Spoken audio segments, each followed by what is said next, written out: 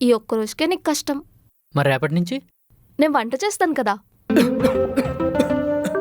అదిగో ఆర్డర్. కావాలనే కదా. నిజంగా వచ్చింది.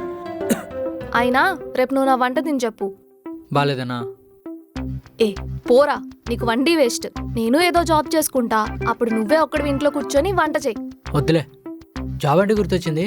రేపటి నుంచి నేను జాబ్ సెర్చింగ్ స్టార్ట్ చేస్తాను. నేను చేస్తాను కదా, ఇద్దరం కలిసి చేద్దాం. ఇద్దరం కలిసి వెళ్తే ఉన్న డబ్బులన్నీ ఛార్జీలుగా అయిపోతాయి. అందుకే ముందు నేను ఏదో ఒకటి చూసుకుంటా, ఆ తర్వాత నువ్వు స్టార్ట్ చేయి. అప్పటి వరకు నేనేం చేయాలి? నన్ను చూసుకో, మన ఇంటిని చూసుకో. మన ఇల్లు హ్మ్? ఇది. ఇదే మన మైసూర్ ప్యాలెస్. నువ్వే నా మహారాణివి. హ్మ్? బానే. హా?